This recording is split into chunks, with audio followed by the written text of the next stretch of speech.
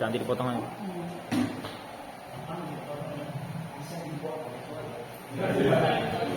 Ya, assalamualaikum warahmatullahi taala wabarakatuh.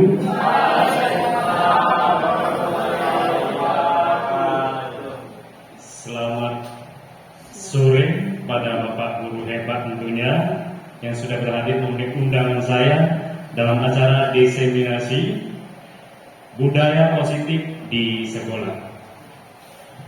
Oke, sebelum kita mulai, perkenalkan, nama saya Asmariu, calon guru penggerak angkatan 10 yang mengikuti diklat guru penggerak bersama BGBP Provinsi Sumatera Utara. Adapun tujuan saya mengundang Bapak dan Ibu guru semuanya dalam sini untuk membantu saya dalam menyelesaikan tugas saya membuat aksi nyata budaya positif di sekolah. Tapi sebelum kita mulai pemaparan yang akan saya sampaikan, biar lebih semangat lagi, kita ice breaking biar supaya semangatnya semakin membara. Oke, Bapak dan Ibu, semangat. Kepada Bapak dan Guru hebat, disilakan berdiri. Kita mengikuti SBK judulnya panjang pendek. Bapak dan Ibu guru boleh mengikuti gerakan yang ada di video. Ayo bergerak. Panjang, panjang, panjang. Pendek. Panjang, pendek. Boleh sambil bersuara bernyanyi. Pendek, panjang, panjang, panjang, pendek,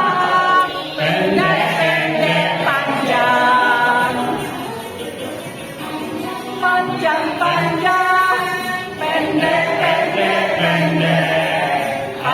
panjang, pendek, panjang, pendek. Ayo sambil bergoyang. Konsentrasi. panjang, panjang, Pendek, panjang.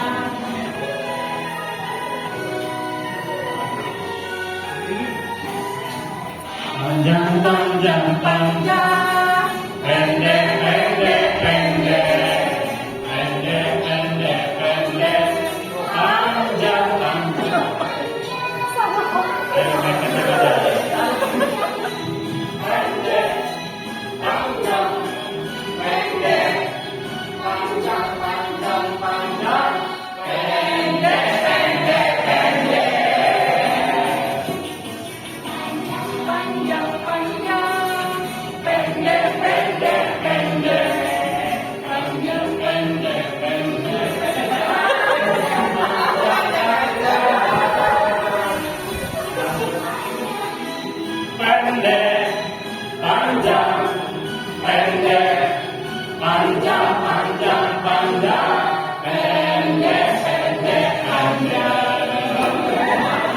Oke, tangan. Oke, silakan duduk kembali, Bapak Guru hebat. Ya, itu tadi SBK untuk permulaan kita hari ini.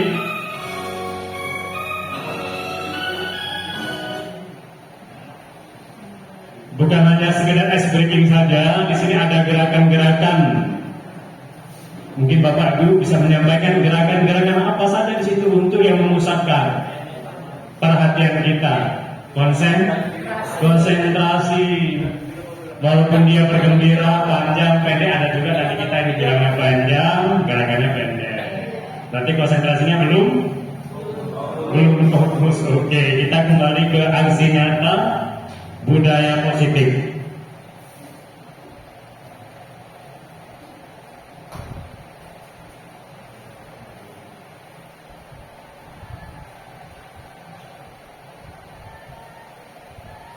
Kenapa harus budaya positif? Tentunya setiap orang menambahkan yang namanya budaya positif baik itu di rumah maupun di tempat kerjanya.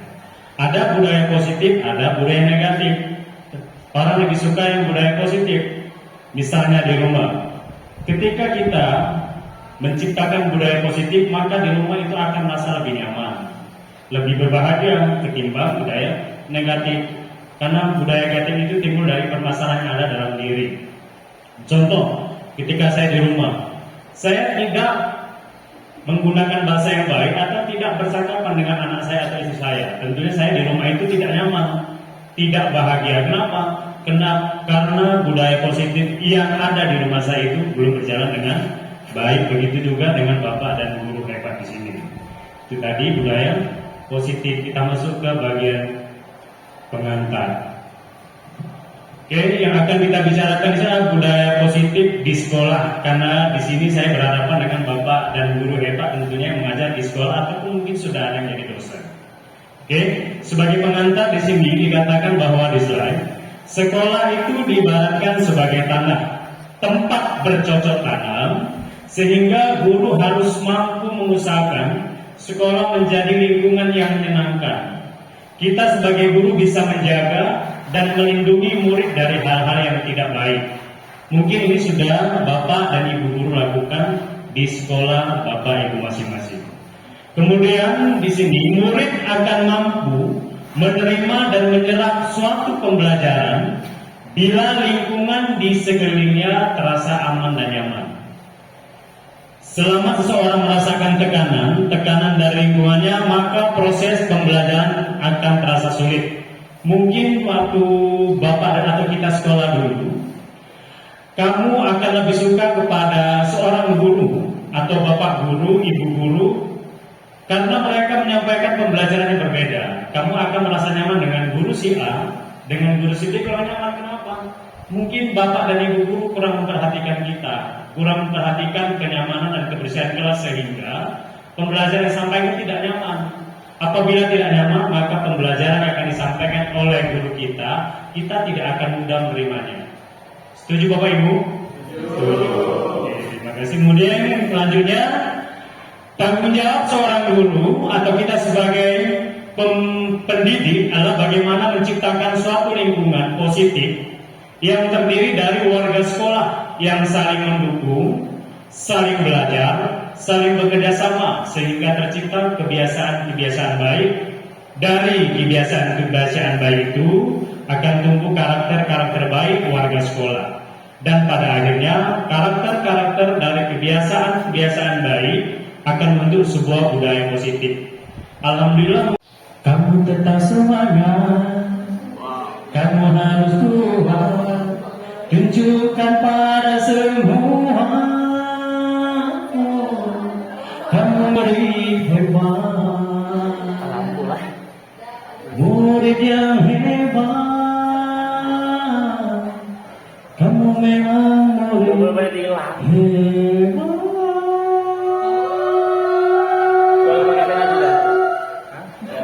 Itu yang dapat saya sampaikan. Apa itu? Saya ada pantun sedikit, belum siap. Gimana? Kita dulu. Nah, siapa Kuda yang mana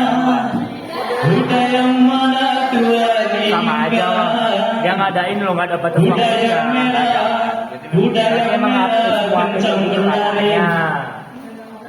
Silap salah mohon maafkan. Kalau memang Anda bapak dan ibu guru berbaik budi, silap dan salah mohon dimaafkan. Kalaulah memang kita semua berbaik budi. Oh maaf Tuhan. Wah, ada yang mau marah semuanya. Ada yang marah. Kuda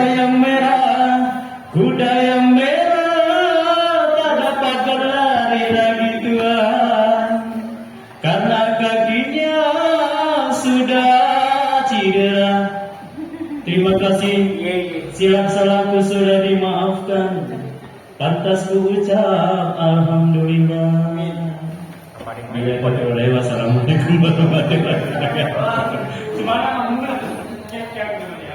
Ayah iPhone apa cuman? Itu dari mana? Itu dipotong. Ulang lah. Iya, tapi Dari pengantar. dari pengantar aja coba dengar dari mana pengantarnya. Nah, Bapak, ini kita, oke, kita mulai dari pengantar. Ya, Bapak Guru hebat semuanya. Masih semangat?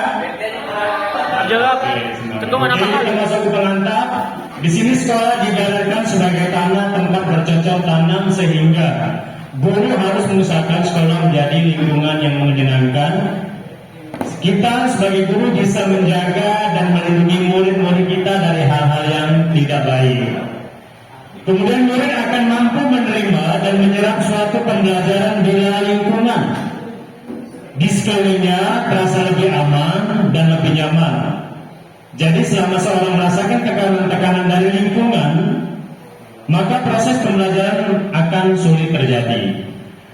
Kemudian di bawahnya ada tanggung jawab seorang guru atau seorang pendidik adalah bagaimana menciptakan suatu lingkungan positif yang terjadi dari warga sekolah yang saling mendukung, saling belajar, saling bekerja sama sehingga tercipta kebiasaan-kebiasaan baik. Dari kebiasaan-kebiasaan baik akan tumbuh menjadi karakter-karakter baik warga sekolah. Dan pada akhirnya karakter-karakter dari kebiasaan-kebiasaan baik akan membentuk sebuah budaya positif yang ada di sekolah atau tempat kita bertugas. Kita lanjut ke slide selanjutnya. Tujuan pertemuan hari ini khusus untuk saya. Di sini saya ucapkan terima kasih kepada Bapak dan Ibu hebat semuanya. Adapun tujuan saya memanggil Bapak Ibu di sini adalah untuk memfasilitasi saya, melengkapi tugas saya karena saya akan buat diseminasi tentang aksi nyata modul 1 terkait dengan pelatihan guru penggerak saya modul 1.4 budaya positif. Tujuan untuk kita bersama, yang pertama saya akan menerangkan konsep makna disiplin, keyakinan kelas, hukuman dan penghargaan. Kemudian 5 kebutuhan dasar manusia, restitusi dengan 5 posisi kontrol guru serta segitiga restitusi dan menerapkannya untuk menciptakan ekosistem sekolah yang berpihak pada murid atau pembelajaran yang berpihak pada murid dan mendiskusikan budaya positif di sekolah. Ini dan tentunya di sekolah kita masing-masing nantinya. Oke, budaya positif. Di sini ada 6 poin. Yang pertama, disiplin positif dan nilai-nilai kebaikan universal. Kemudian yang kedua ada teori motivasi, hukuman dan penghargaan, restitusi, keyakinan kelas, kebutuhan dasar manusia dan dunia berkualitas. Ada restitusi 5 posisi kontrol, ada restitusi segitiga restitusi. Yang nantinya kita akan bahas satu persatu. Sebelumnya di sini ada gambar genggaman tangan. Kepada Bapak Guru hebat semuanya, coba Ibu bayangkan Ibu genggam dan menggenggam sesuatu yang merupakan tujuan hidup daripada Bapak dan Ibu guru sekalian. Oke, di hadapan saya sudah ada Bapak Rehan. Kenapa saya tahu? Tadi saya sudah kenalan di jalan. Kemudian di sebelahnya ada Pak Najib. Betul, Pak Najib itu satu tugas sama saya di sekolah SMA Negeri Jambi. Ya, yang saya mintakan di sini Pak Rehan menggenggam tangan Bapak sebelah kanan. Pak Najib berusaha untuk membuka genggaman Pak Rehan dengan cara mungkin yang merayunya, mau dikasih iming-iming apa atau hadiah dan sebagainya, bahkan sampai sempat mungkin diancam kalau nggak dibuka mau diapa, nggak dibunuh tadi apa, atau dengan bahasa-bahasa kasar, intinya memaksa. Ya mungkin di sini mungkin Pak Rehan ya dengan Pak Najib mungkin akan melakukan praktik untuk kita bersama. Bukan anak, begal Pak. Pak Rehan, tangannya coba dipegang sama Bapak. Nanti membuka megang tangannya Pak Rehan. Buka lahan, kalau nggak aku begal. Oh, berarti nggak panggil dia langsung paksa dia ya. Oke. Ternyata walaupun mungkin dia dipaksa ataupun dia jauh sumber atau begal, Pak Rehan tetap dengan pendiriannya dengan motivasi intrinsik dalam diri dia tetap bertahan menggenggam tangannya. Kenapa demikian? Mungkin Pak Rehan punya tujuan. Apa kira-kira Pak tujuan yang ada di genggaman Bapak? Ya, yang pastinya itu tujuan pribadi lah. Mana mungkin orang lain itu harus tahu gitu dengan apa tujuan saya ke depannya. Oke. Oke, terima kasih Pak Rehan. Jadi Pak Rehan tetap dengan apa yang digenggamnya dan orang lain tidak tahu, yang tahu hanya dia sendiri. Kapan itu dibuka, dia yang tahu sendiri waktunya kapan dan dengan siapa dia akan membukanya. Oke, itu tadi. Itu artinya kita yang hidup ini punya cita-cita, punya tujuan yang digenggam dalam diri kita. Kita lanjutkan teori. Ternyata genggaman yang dibuat oleh Pak Rehan tadi, yang Pak Najib berusaha untuk membukanya, ternyata di sini Pak Rehan punya kontrol diri. Kalaupun seandainya aku buka, apa manfaatnya untuk dia? Sementara saya sudah memberikan sama orang lain. Tentu saja saya harus mempertahankan apa yang ada pada diri saya. Ada teori kontrol menurut Dr. William Glasser. Dia mengatakan bahwa setiap perbuatan memiliki suatu tujuan. Pak Rehan tadi menggenggam, ada tujuan, ada yang dalam tangannya, dia punya satu tujuan. Tujuan itu kapan dapatkan? Dan dia yang tahu tujuan apa yang harus dia buat. Tujuan apa yang akan dia dapatkan itu Pak Rehan yang tahu. Oke, kita lanjut. Di sini ada miskonsepsi tentang makna kontrol. Ya, miskonsepsi makna kontrol. Ilusi guru mengontrol murid. Ya, ilusi bahwa semua penguatan positif itu efektif dan bermanfaat untuk dirinya dan orang lain. Padahal tidak. Kemudian ilusi bahwa kritik akan membuat orang merasa bersalah, akan dapat menguatkan karakter. Ilusi bahwa orang dewasa memiliki hak untuk memaksa.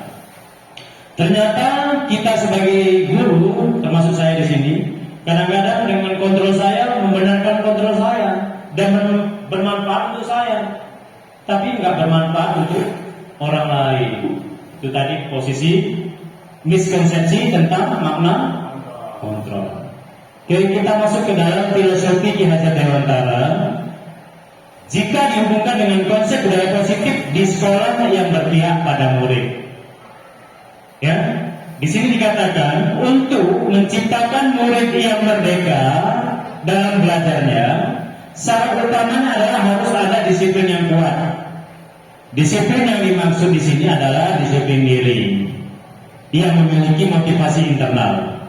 Nanti dipotong aja.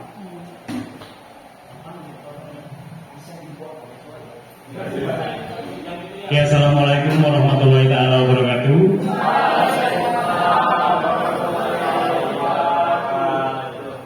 Selamat sore pada Bapak Guru hebat tentunya yang sudah berhadir memenuhi undangan saya dalam acara diseminasi budaya positif di sekolah.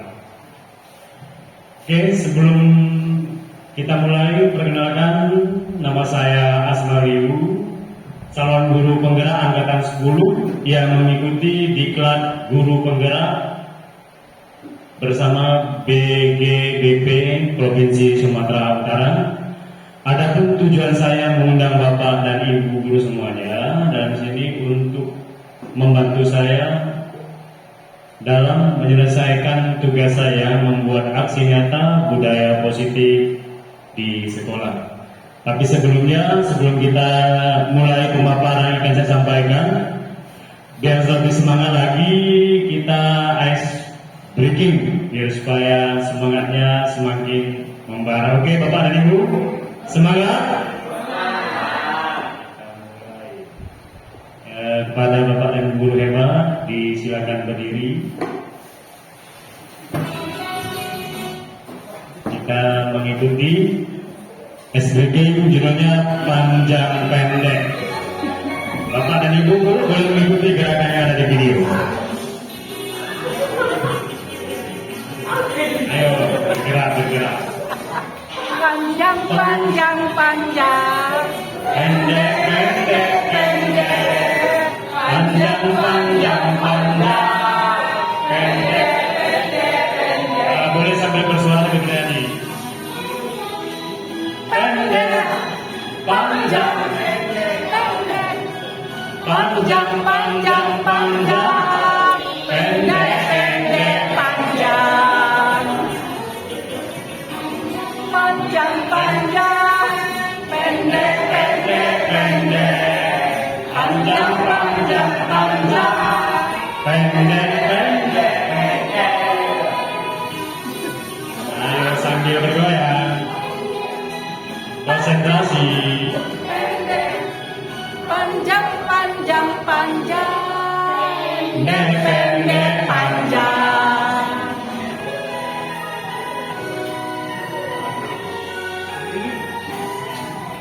panjang, panjang, panjang, pendek, pendek, pendek, pendek, pendek, pendek, panjang, panjang.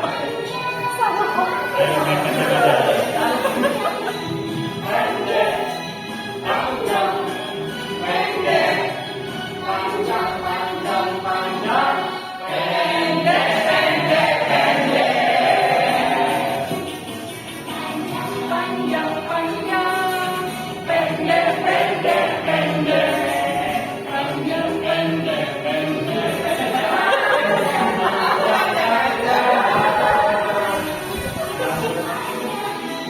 Pendek, panjang, pendek, panjang, panjang, panjang, pendek, pendek, panjang. Oke, tangan. Oke, silakan duduk kembali, Bapak Guru hebat. Ya, itu tadi sedikit untuk permulaan kita hari ini.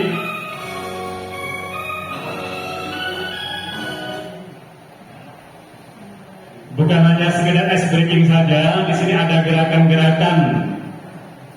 Mungkin Bapak Guru bisa menyampaikan gerakan-gerakan apa saja di situ untuk yang memusatkan perhatian kita. Konsentrasi.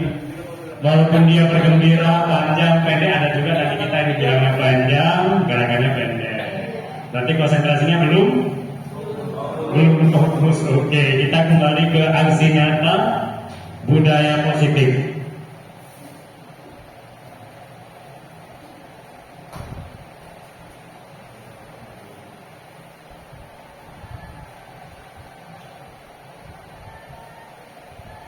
Kenapa harus budaya positif? Tentunya setiap orang menambahkan yang namanya budaya positif, baik itu di rumah maupun di tempat kerjanya. Ada budaya positif, ada budaya negatif. Orang lebih suka yang budaya positif.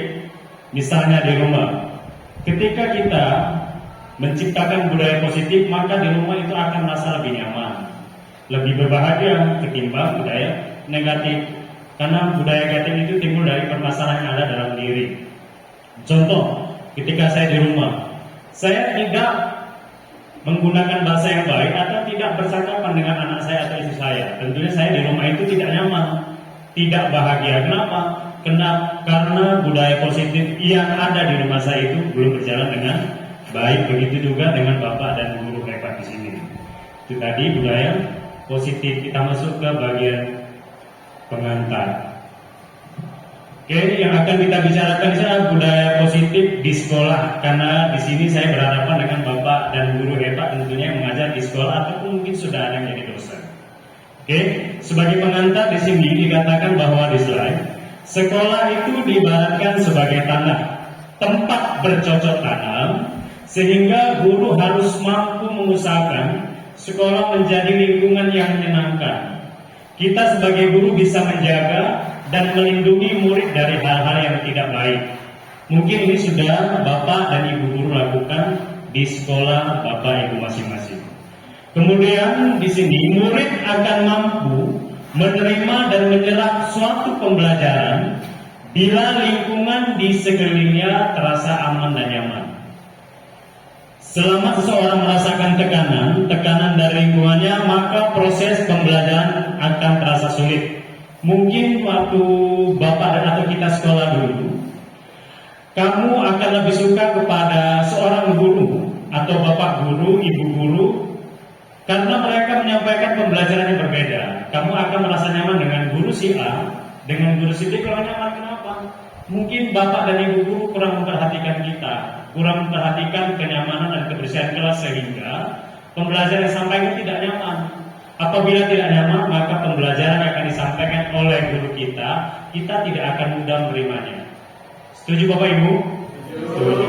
Oke, terima kasih. Kemudian selanjutnya, tanggung jawab seorang guru atau kita sebagai pendidik adalah bagaimana menciptakan suatu lingkungan positif yang terdiri dari warga sekolah yang saling mendukung, saling belajar, saling bekerja sama, sehingga tercipta kebiasaan-kebiasaan baik. Dari kebiasaan-kebiasaan baik itu akan tumbuh karakter-karakter baik warga sekolah. Dan pada akhirnya karakter-karakter dari kebiasaan-kebiasaan baik akan membentuk sebuah budaya positif. Alhamdulillah. Oke, pada Bapak guru hebat semuanya, tetap semangat. Lanjut pada keyakinan kelas.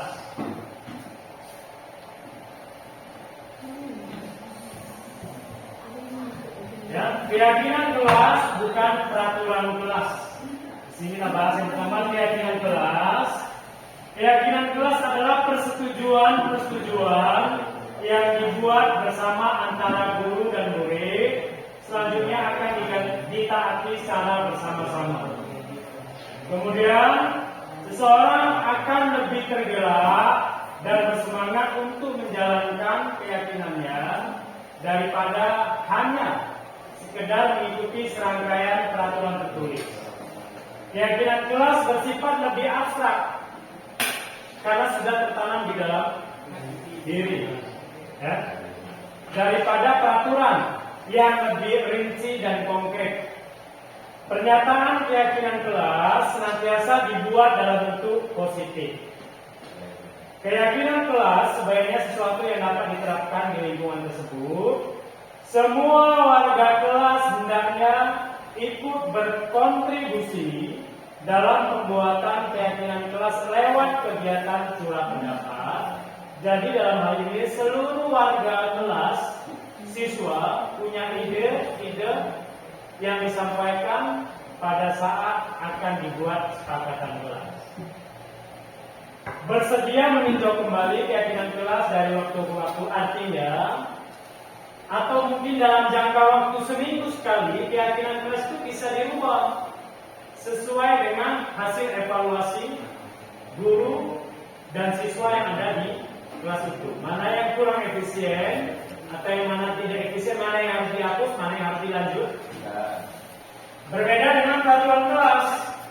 Peraturan kelas biasanya terbit tanpa persetujuan pihak objek yang harus melaksanakan.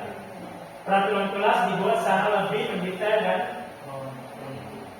kita ambil contoh, mohon maaf sebelumnya, kepada biasanya kalau ajaran baru, siswa-siswi itu langsung mendapatkan peraturan dari sekolah, dan peraturan yang dibuat di sekolah itu tanpa dimusyawarahkan sama mereka peserta didik, Pak.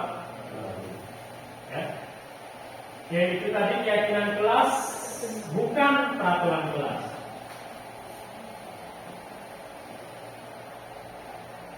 Contoh keyakinan kelas: selalu bersikap positif.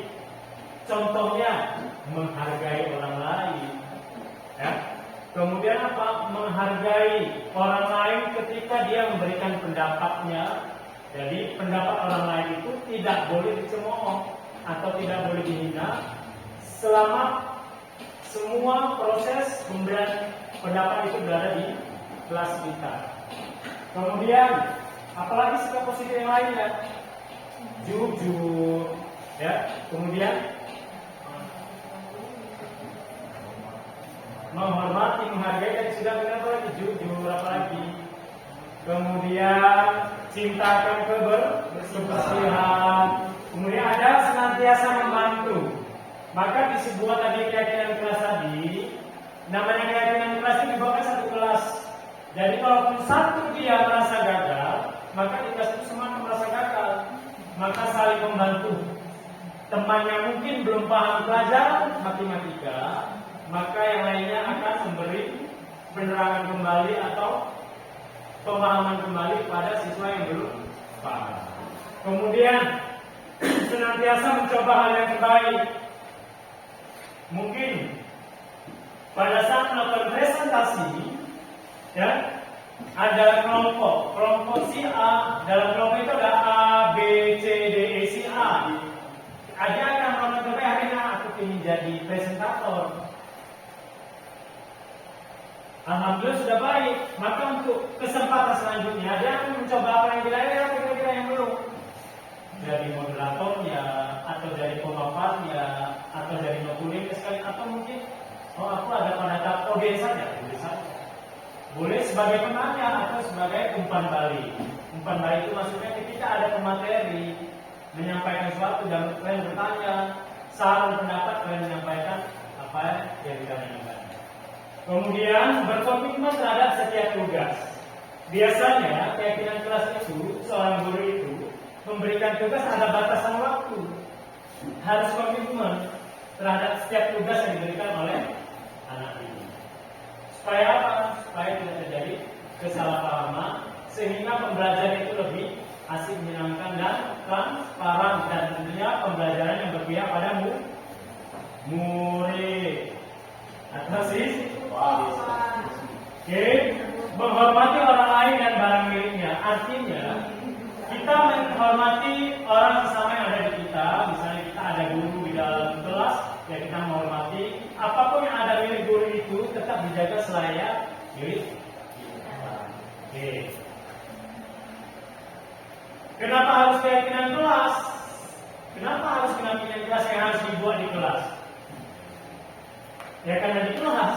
Kalau di sekolah mungkin bukan keyakinan kelas, mungkin bisa tata tertib sekolah. Keyakinan kelas merupakan suatu yang dapat diterapkan di kelas tersebut, dibuat oleh murid dan diyakini dapat dilakukan oleh murid di kelas tersebut. Artinya, apapun yang sudah dibuat dalam bentuk kesepakatan, ya, dijadikan keyakinan kelas dan kalian meyakini bahwasanya kalian mampu menjalankan keyakinan tersebut. Apabila melanggar keyakinan itu ada konsekuensinya, dan konsekuensinya semua sudah tahu. Jadi kamu tidak lagi terpaksa dan dipaksa ketika melakukan pelanggaran. Posisi 5 kontrol.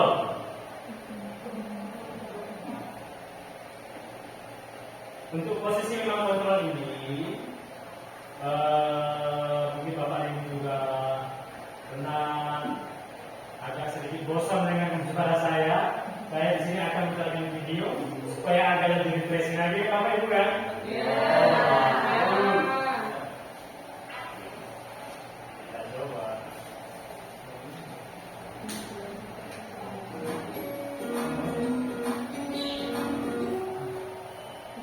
Salam bahagia Ibu dan Bapak Guru hebat. Dalam penerapan disiplin positif restitusi, salah satu program yang dikembangkan adalah 5 posisi kontrol. 5 posisi kontrol dalam restitusi adalah proses perjalanan seorang pendidik agar dapat mengenali dirinya. Pada video kali ini, kita akan membahas tentang 5 posisi kontrol yang dikembangkan oleh gaya Dawson dan contoh penerapannya.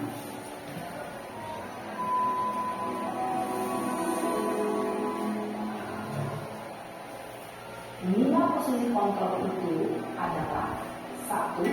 Posisi penghukum, 2. Posisi pembuat merasa bersalah, 3. Posisi teman, 4. Posisi pemantau atau monitor, dan 5. Posisi manajer. Untuk lebih memahami kelima posisi tersebut, mari kita saksikan kasus Naren yang terlambat hadir 20 menit di sekolah dan melihat bagaimana kelima posisi kontrol dalam menghadapi masalah tersebut.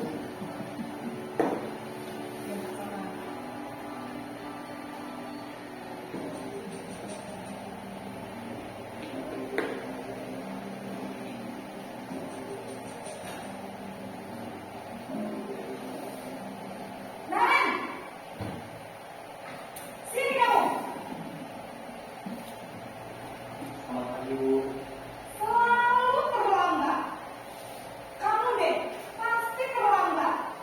Maaf Bu, saya Apa? Apa coba? Alasan kamu apa lagi? Kapan sih kamu tidak terlambat? Malas sekali ya kamu jadi anak. saya Dasar pemalas. Gak kapok-kapok sih kamu. Sudah berapa kali terlambat? Sana, kamu keliling lapangan basket 2 kali. kenapa saya harus keliling lapangan basket Bu? Kenapa? Kamu lawan ibu. Berani-beraninya jawab.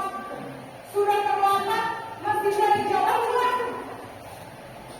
Sekarang, keliling lapangan basket 5 kali sekalian. Biar kapok. Cepat. Pergi sana ke lapangan basket. Posisi pemukul biasanya berbicara dengan nada tinggi, menghardik, menunjuk-nunjuk, menyakiti, dan menyindir. Hukuman bisa berupa fisik maupun psikis. Ibu dan bapak guru hebat. Dampak yang terjadi pada murid ketika guru berada pada posisi pemukul adalah murid cenderung akan memberontak, bahkan menyimpan dendam.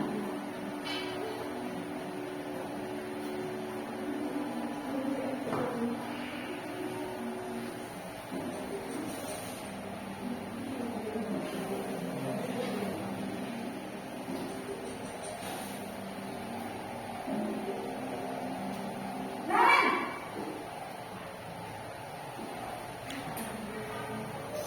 Selamat pagi Bu.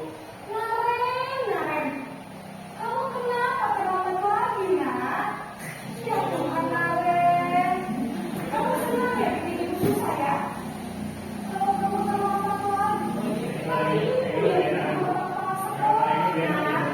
bisa nggak ibu tidak bisa membina kamu? Duh, gimana ini? Maaf Bu, Duh, Gusti Naren. Kamu suka ya punya ibu bergeropak kepala sekolah? Terus, sekarang ibu harus tulis apa ini di buku absen? Ini kamu sudah sering terlambat loh. Ibu harus apa coba? maaf Bu, maaf sekali. Ya sudah, lain kali jangan bikin ibu susah lagi ya nak ya. Ibu tidak akan kuat lagi kalau kamu begini terus. Bisa jantungan kalau ibu bergeropak kepala sekolah. Sana cepat kelas. Maaf ya Bu, maaf sekali. Posisi membuat rasa bersalah, berbicara dengan nada tenang, cenderung lembut, namun kata-kata yang diutarakan membuat murid merasa menjadi berat dan gagal, memandang buruk dirinya sendiri, merasa tidak berharga, dan tidak sanggup membahagiakan orang lain. Ketika dia mengambil posisi membuat rasa bersalah, murid akan menganggap dirinya yang bersalah dan dia akan menyimpan emosi negatif tersebut di dalam dirinya.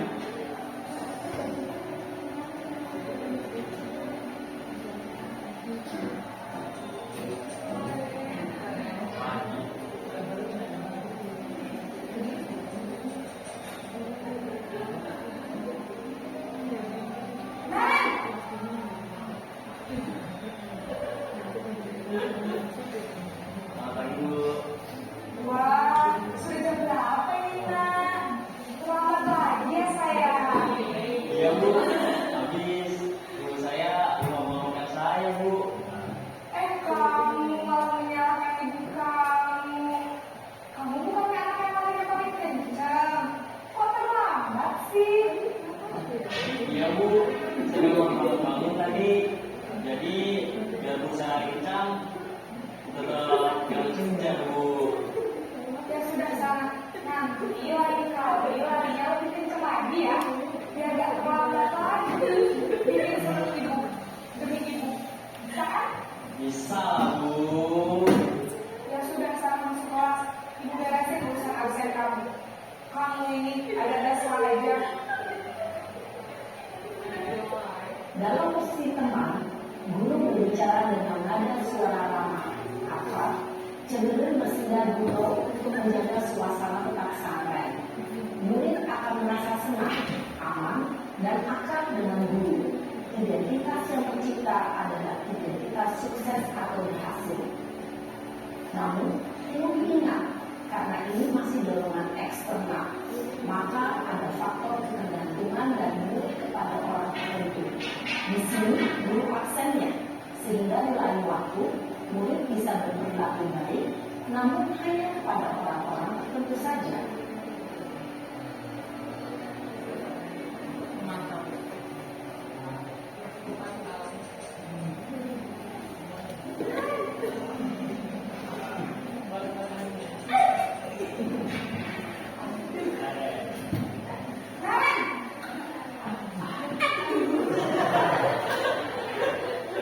Selamat pagi, Bu. Nah, apa peraturan sekolah kita tentang jam berapa kita harus masuk sekolah, nak? Kita harus di sekolah jam 7, Bu. Iya, betul. Sekarang sudah jam 7.20. Kalian sudah tahu konsekuensinya jika terlambat tadi? Paham, Bu. Saya harus tinggal kelas pas jam istirahat selama 20 menit. Iya, benar. Konsekuensinya demikian. Jadi nanti jam 9.30 pas istirahat, kamu harus tinggal di kelas, kerjakan tugas tambahan untuk ketertinggalan kamu, ya? Baik, Bu. Posisi pemantau mengandalkan penghitungan atau data untuk mengontrol murid. Guru mengarahkan murid berdasarkan peraturan dan konsekuensi. Seorang pemantau menunjukkan bahasa tubuh dan ekspresi wajah yang datar dan cenderung formal.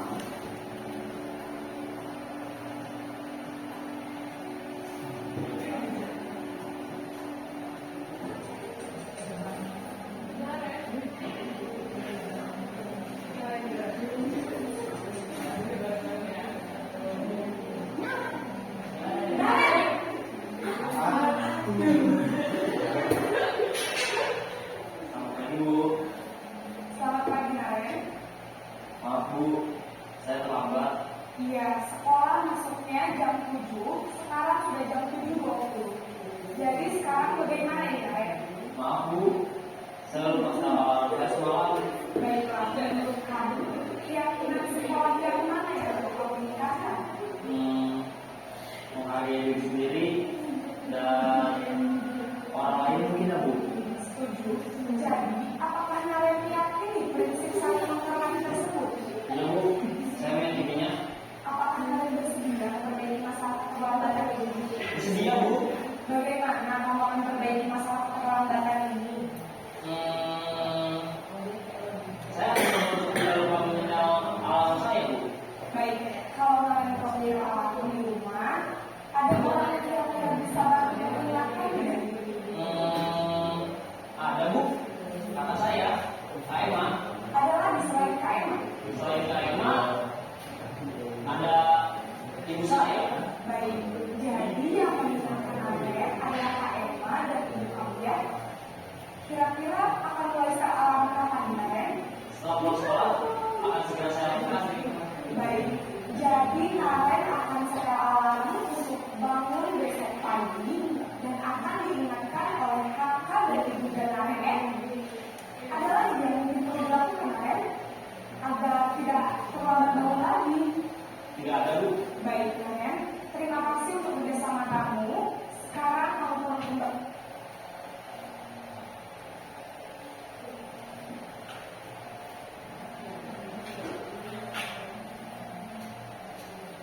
Oke, Bapak dan Ibu guru hebat, kami semua pada terima dengan cuplikan dari pagi ini. Itulah tadi cuplikan 5 posisi kontrol kita sebagai Bapak dan Ibu guru yang melakukan pembelajaran di sekolah atau bertugas di sekolah. Tadi dimulai dari posisi penghukum, kemudian posisi membuat merasa bersalah, yang kedua, yang ketiga posisi teman, kemudian posisi pemantau, dan terakhir posisi dari cuplikan yang tadi dijelaskan dari posisinya, kemudian ciri-cirinya, bahasa apa yang digunakan, kata-katanya apa saja. Bapak dan Ibu lah yang bisa menempatkan diri Ibu selama ini ketika mengajar atau menghadapi permasalahan yang ada di sekolah. Kalau saya sebelum belajar ini, masih posisinya penghukum. Ini kok dalam hukum itu hebat kan, dalam amal itu juga nggak kapok kan, malah kabarnya dalam sama saya. Mungkin bapak dan ibu mungkin sudah pada tahap minimal pemantau kali ya. Kalau pemantau itu kan dia sudah bisa menempatkan, sudah memberikan suatu motivasi, walaupun motivasinya masih motivasi eksternal. Jadi diusahakan setelah pembelajaran ini nanti bapak dan ibu yang belum melakukan kontrol posisi, lakukan pada kontrol posisi sebagai mudah-mudahan tercapailah tujuannya. Nah, kita lanjutkan di sini. Nah, kalau tadi cuplikannya, sekarang kita lihat cara teoritisnya. Posisi penghukum yang pertama menggunakan hukuman fisik maupun verbal, kemudian mengatakan bahwa sekolah memerlukan sistem atau alat yang dapat lebih menekan murid-murid lebih dalam lagi. Guru-guru yang menerapkan posisi penghukum akan berkata, ini mungkin ibu juga pernah melakukan atau ibu mungkin pernah atau mungkin sampai sekarang tanya yang pada dulu waktu sekolah, tapi untuk saya atau awas, kamu selalu saja salah, selalu pasti selalu yang terakhir selesai. Percaya hanya ada satu cara agar pembelajaran bisa berhasil, yaitu cara ini. Artinya semua peraturan dibuat oleh guru. Selanjutnya di sini posisi pembuat merasa bersalah, yaitu membuat orang lain merasa tidak nyaman, bersalah atau rendah diri. Ya. Kata-kata yang keluar dengan lembut akan seperti yang depannya, ibu sangat kecewa sekali dengan kamu. Berapa kali bapak harus memberitahu kamu ya, gimana coba? Nah, jadi dengan kata-kata yang lembut ternyata akan membuat si anak tadi merasa lebih bersalah. Walaupun mungkin bukan kita dengan murid atau kita dengan kita, mungkin kita dengan anak kita di rumah. Bisa saja kita dengan teman kita. Kadang-kadang saking emosi ya, saking emosinya karena bukunya dicoret langsung disampaikan, langsung dipukul ke posisi penghukum, lalu sampai pada yang terakhir tadi puncak aneh. Kemudian posisi teman, kamu bisa lihat gambarnya di sini, temannya mungkin akan melakukan tos, sebelah berjumpa, karena sudah dianggap. Karena dengan tos seperti itu, seorang guru nyaman dengan guru tertentu saja, sama seperti kamu mungkin kamu ada di kelas atau kita dulu waktu sekolah di kelas atau mata pelajaran kita ada yang gurunya sudah pelajarannya enak, gurunya susah ngasih nilai pelik-pelik, itu pasti banyak yang suka kan. Oke. Kemudian posisi pemantau berdasarkan pada peraturan dan konsekuensi, mengandalkan perhitungan catatan data yang dapat digunakan sebagai bukti atas perilaku seseorang. Kemudian posisi manajer, posisi di mana guru berbuat sesuatu bersama dengan murid, mempersilahkan murid dengan mempertanggungjawabkan perilakunya, mendukung murid agar dapat menemukan solusi atas permasalahan sendiri. Jadi posisi manajer ini adalah posisi yang paling baik, artinya seseorang itu mengajak seorang bermasalah untuk menemukan masalahnya, memunculkan permasalahannya, tahu bagaimana permasalahannya dan tahu bagaimana menyelesaikannya melalui diri sendiri. Seorang manajer hanya mampu untuk menemukan masalah dan menyelesaikan masalah yang dibuat oleh si anak yang bermasalah. Oke, ini dia 5 posisi kontrol. Ya. 5 posisi kontrol. Ada motivasi, identitas gagal, kontrol dari luar. Ada identitas berhasil sukses, kontrol dari luar. Ada identitas berhasil sukses, kontrol diri. Dimulai dari motivasi guru berbuat. Biasanya kalau dia pada tahap penghukum itu menghabis, menunjuk-nunjuk, menyakiti dan menyindir. Bahasanya kasar. Kemudian kalau dia pada tahap motivasi guru berkata pada posisi penghukum, kalau kamu tidak melakukannya, awas ya, rasakan. Pokoknya semua dia nilainya negatif. Ya. Selanjutnya bisa Bapak dan Ibu guru baca di depan, nanti akan saya bagikan slide-nya untuk Bapak dan Ibu sebagai pegangan untuk pembelajaran di sekolah nanti. Oke, sekarang kita masuki tahap segitiga restitusi.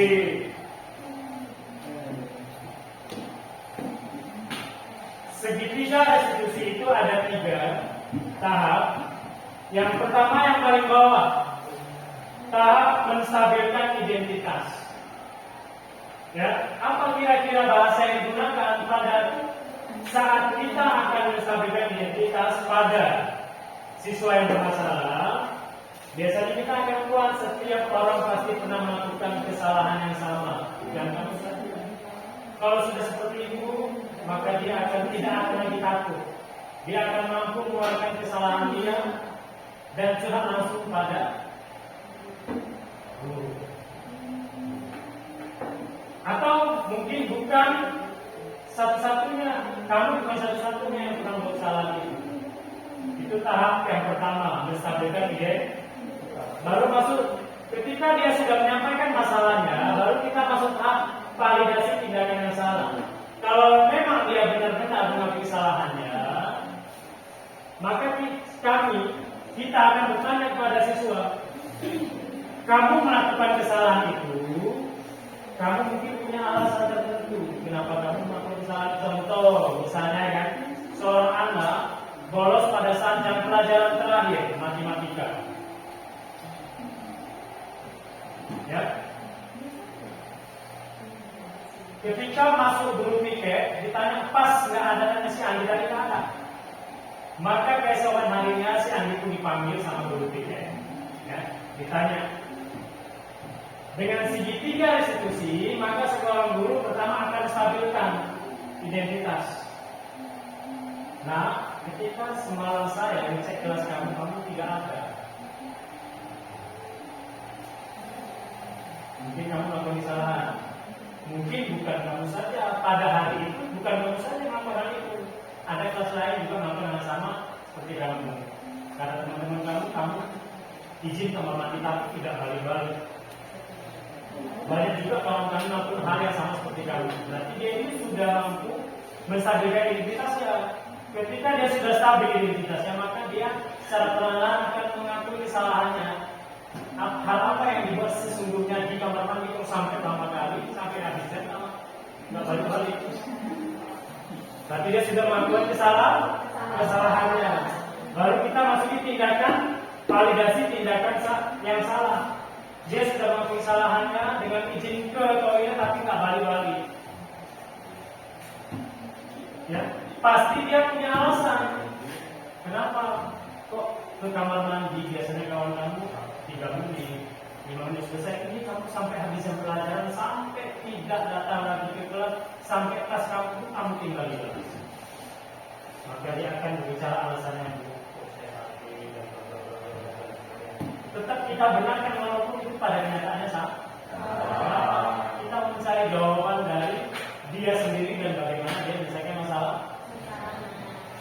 Baru ketika dia mengakui kesalahannya itu, ternyata di kelas sudah ada kesepakatan kelas, siswa yang izin lebih dari 3 menit dianggap bolos. Dan dia tahu bahwa itu bolos, dia ada konsekuensinya. Ketika kita tanya, kalau benar kamu bolos ke toilet sampai lewat jam pelajaran, apakah kamu sudah melanggar keyakinan kelas kamu? Pasti dia akan jawab sudah melanggar. Ketika dia melanggar, maka konsekuensinya adalah yang mungkin dia akan menerima hukuman yang memang ada kesepakatan atau panggilan orang tua atau mungkin pulang lebih lambat karena harus menyelesaikan itu. Itulah dia manfaatnya segitiga restitusi dalam menyelesaikan suatu permasalahan dengan siswa. Karena permasalahan siswa itu bukan hanya kita dengan siswa yang sekolah, tapi diawali dengan siswa yang berada di kelas dengan guru mata pelajaran. Ketika guru mata pelajaran tidak mampu menyelesaikan, maka siswa akan diajukan ke wali kelas. Wali kelas tidak mampu, panggil orang tua, artinya kita akan berkolaborasi dengan orang tua. Tidak mampu juga, lanjut ke kepala sekolah. Kepala sekolah tidak mampu juga, masih ada tindakan-tindakan yang bisa membuat dia menyelesaikan masalahnya sendiri. Oke, itulah dia segitiga Resti. Kita hidup. Ya, kita bersama dengan Ibu yang cantik cerita. Bapak dan Ibu, guru hebat kita semangat. Walaupun udah sore, kalau teman itu tetap semangat. Bapak dan Ibu hebat.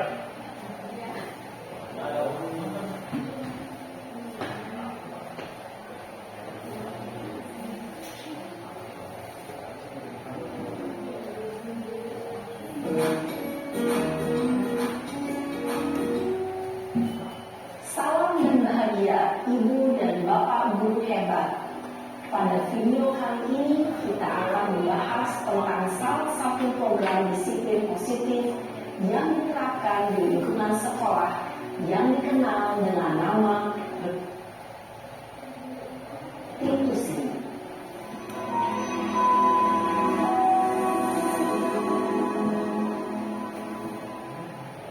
Restitusi dikembangkan oleh pakar pendidikan dan dosen berdasarkan pada teori konflik. Segitiga restitusi adalah suatu proses dialog yang dijalankan oleh guru atau orang tua agar dapat menghasilkan murid yang mandiri dan bertanggung jawab. Pada saat guru di posisi manajer, aspek yang dikembangkan oleh murid adalah motivasi intrinsik, sehingga penanaman nilai-nilai kebajikan dapat tumbuh dan berkembang menjadi suatu kebiasaan positif yang akhirnya membentuk karakter murid. Proses dialog ini terdiri dari 3 langkah yang digambarkan pada ketiga sisi pada segitiga restitusi. Sisi pertama adalah menstabilkan identitas.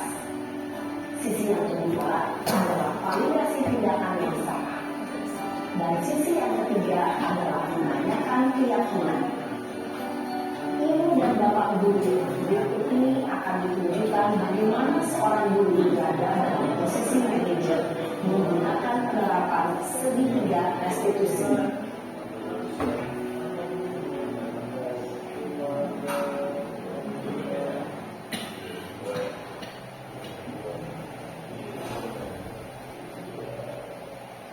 Siang, Siapa? sudah lama ketemu Sarah. Kenapa hadir di sini? Kesel Pak, kesel banget. Masa aku dikatain tukang fitnah Pak? Ya aku marah lah. Aku dari katain Eka di depan kelas. Kesel banget. Oh begitu. Ya pasti kamu malah dan kesal. Bapak juga akan marah apabila ada yang menurut Bapak seperti itu. Kemudian pada saat itu kamu melakukan apa? Ya saya harus dikatain Eka lah Pak. Kesel banget. Saya tidak buka dia depan teman-teman lain. Oh begitu. Pasti kamu melakukan seperti itu karena suatu alasan tertentu kan? Iya lah, saya diam saja Pak. Ya saya bela diri lah. Masa saya dituduh tukang fitnah? Ya wajar lah. Mempertahankan harga diri itu sesuatu yang penting buat kamu. Untung kamu tidak berpikir gambar lagi. Hanya menggunakan. Iya Pak.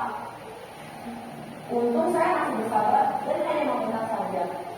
Sudah gemes Pak. Saya pasti bela diri lah. Ya pasti ya. Tapi kamu memilih untuk tetap bertahan dan bersabar. Kamu memilih untuk tidak berbuat lebih parah lagi. Iya.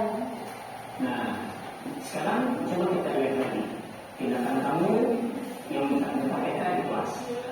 Tindakan kamu itu kira-kira sesuai dengan keyakinan kelas atau prinsip kamu tidak? Enggak lah Pak. Capek Pak jadi marah. Jadi keyakinan atau prinsip mana yang perlu sesuai dengan keinginan kamu? Ya, saya sebenarnya sangat menghargai orang lain.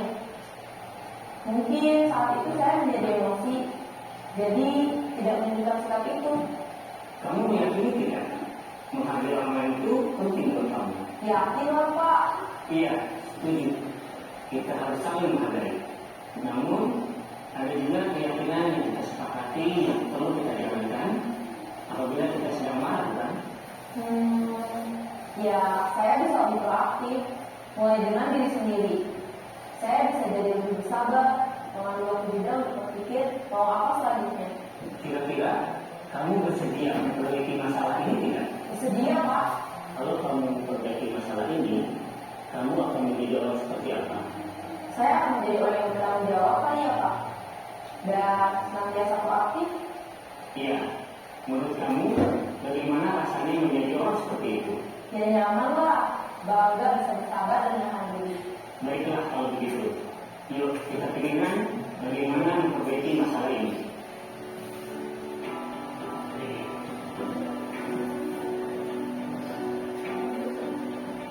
Ibu dan Bapak guru hebat, baru saja kita menyaksikan contoh bagaimana seorang guru berada dalam posisi manajer menggunakan penerapan segitiga restitusi. Mari kita bahas satu persatu.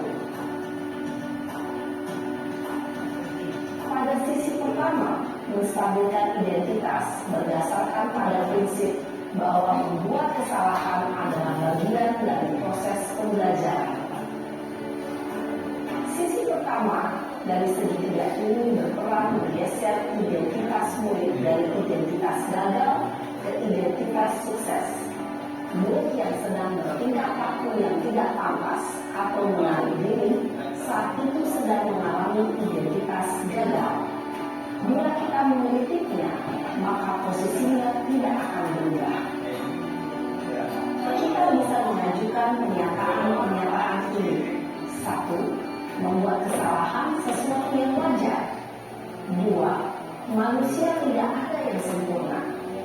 3. Kita bisa memperbaiki masalah ini. 4. Saya tidak menanyakan kesalahannya. Saya lebih fokus bagaimana memperbaiki masalah ini. 5. Apakah saat ini kamu tengah menjadi orang yang baik untuk dirimu sendiri?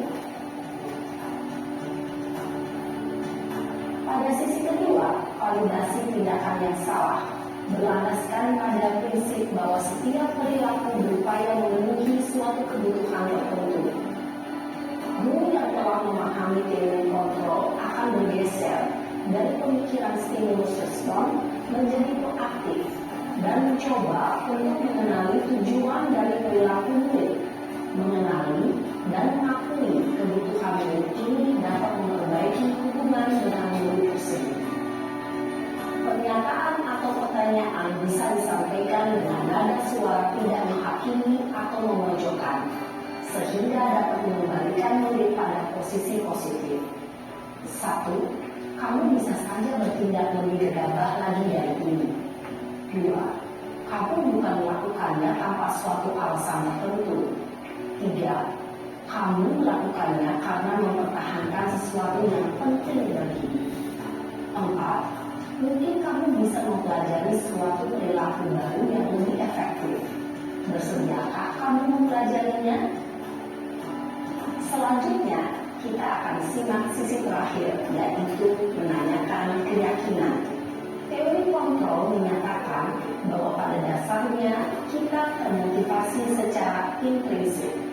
Pada saat perilaku yang salah telah divalidasi dan identitas sukses telah stabil, maka murid telah siap menaikkan keyakinan-keyakinannya dengan tindakannya yang salah dan pemikirannya telah bergeser ingin menjadi orang yang dituju.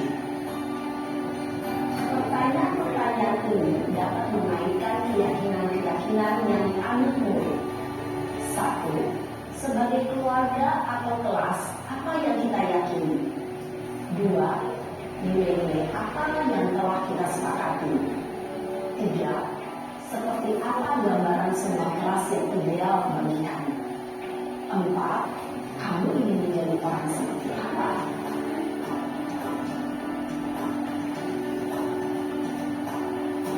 Dalam menerapkan segitiga restitusi, perlu diperhatikan beberapa hal, yaitu 1. Perilaku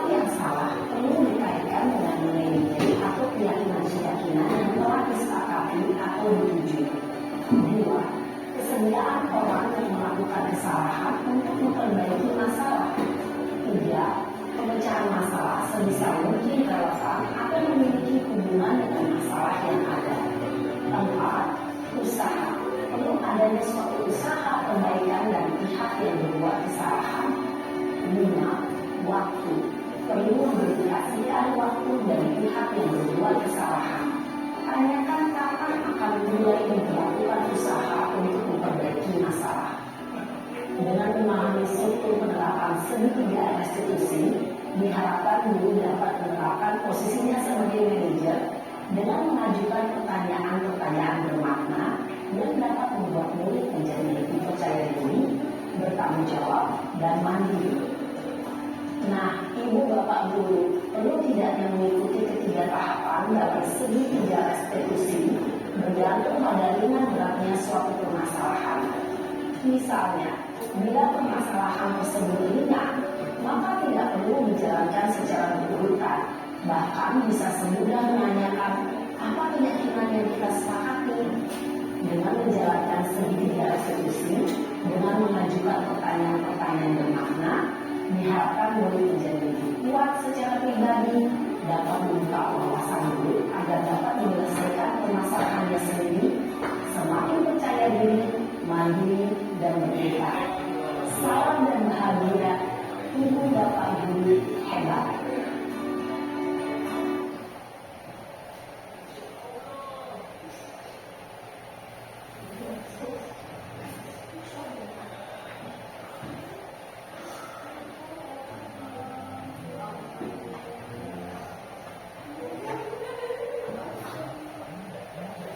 Oke, pada Bapak Guru hebat sekalian, walaupun mungkin saya bukan tuh ya Bapak Guru nanti sore ya. Justru saya pakai apa? Ini ya. Bercanda, ya. Oke, itu tadi sudah dijelaskan cuplikan bagaimana menjalankan menakan segi 3 restitusi untuk Bapak Ibu dalam menyelesaikan permasalahan dengan siswa atau permasalahan yang ada di sekolah. Oke, di sini saya akan kembali. Yang pertama itu menstabilkan identitas, kemudian validasi tindakan yang salah, baru menanyakan keyakinan kelas. Ya, karena tadi Ibu mungkin sudah memahami dari ide tampilan tadi. Baru kita masuk sesi diskusi. Apakah ada hal yang ingin Bapak Ibu sampaikan atau Bapak Ibu tanyakan setelah mendengar pemaparan mengenai budaya positif yang saya bawakan pada hari ini? Mungkin pada Bapak Ibu hebat semua ada yang kira-kira ingin ditanyakan Bapak Ibu? Atau Ibu yang belakang? Atau Ibu Bapak yang belakang? Pak Umum ya?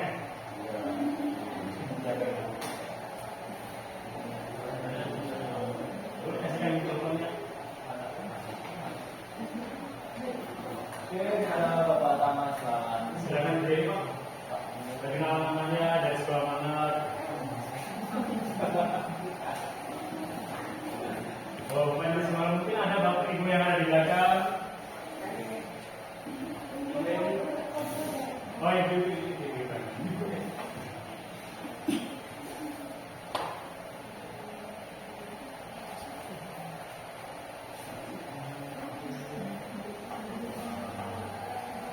Nanti Ibu Bapak dan Ibu semua sudah paham? Iya. Kita masuk sesi refleksi saja ya Bapak dan Ibu. Refleksi pembelajaran pada hari ini tentang budaya seperti yang saya sampaikan. Mau bertanya tadi? Oh, kembali ke yang bertanya mungkin ya. Oke, terima kasih Ibu.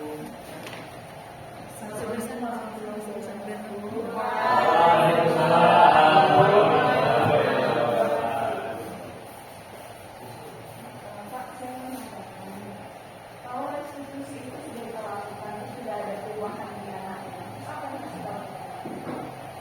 Ya, betul. Oke, terima kasih Bu. Pertanyaan yang sangat bagus. Tadi pertanyaannya, apabila restitusi sudah dilakukan tapi tidak berhasil.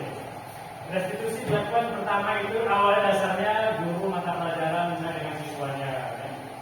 Ketika kita lakukan restitusi karena permasalahan yang selalu terjadi, maka kita akan berkolaborasi dengan wali kelasnya, mungkin orang tuanya, tidak berasal lagi mungkin dengan kepala sekolah. Pikiran seperti itu, karena restitusi itu kan dilakukan pertama untuk menggali permasalahan yang ada terhadap siswa, dan seharusnya dia sendiri yang menyelesaikan masalah dirinya dia sendiri. Karena di sini kita belum berhasil, kita akan selalu mencoba. Untuk percobaan selanjutnya atau restitusi selanjutnya kita akan berkolaborasi dengan rekan sejawat atau mungkin sini wali kelas atau kolaborasi dengan wali siswa. Berikut dengan kepala sekolah sebagai pimpinan di sekolah. Saya yang mungkin ibu sudah paham. Terima kasih Bu. Kita tangan dulu pada ini. Kemudian di sini kita lanjutkan sesi refleksi pembelajaran. Refleksi maksudnya pembelajaran itu kira-kira Bapak dan Ibu itu sudah paham belum? Bahagiakah menerima pelajaran pada hari ini?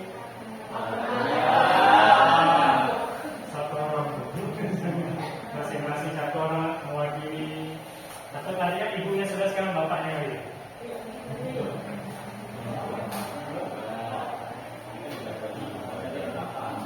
Refleksinya yang penting ibu menerima pelajaran dengan senang, bahagia, artinya menambah wawasan baru. Yang selama ini mungkin bapak ibu hanya posisi sebagai penghukum, sudah sampai mengerti, mungkin ada Pak Heri silakan juga refleksi. Kasihkan mikrofon. Refleksi pembelajaran hari ini. Kesimpulannya.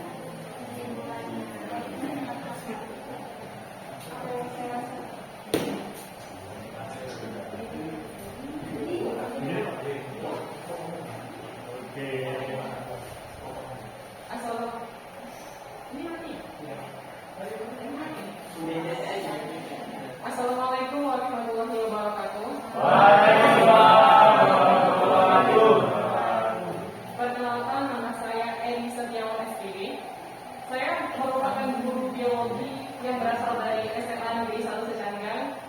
Dan adapun di bagian refleksi pembelajaran di sini, saya sebagai peserta seminar, saya merasakan bahwa saya mendapatkan banyak sekali motivasi sebagai seorang guru di dalam mengajar murid-murid saya di sekolah yang sebelumnya mungkin saya ini berada di bagian ataupun penghukum, di posisi penghukum, maka saya mungkin termotivasi ataupun sedikit belajar bagaimana untuk bisa menjadi posisi yang lebih baik lagi seperti posisi manajer dan yang lain sebagainya.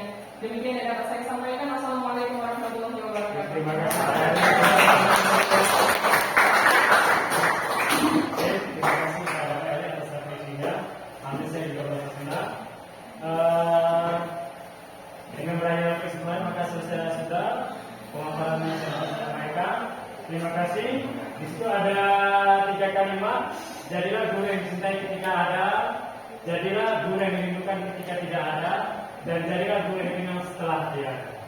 Mudah-mudahan kita di dalam kita ada 3 kalimat ini. Oke, sekali lagi pada Bapak Guru hebat saya sangat terima kasih atas partisipasinya. Semoga kita semua bahagia hari ini. Assalamualaikum warahmatullahi wabarakatuh.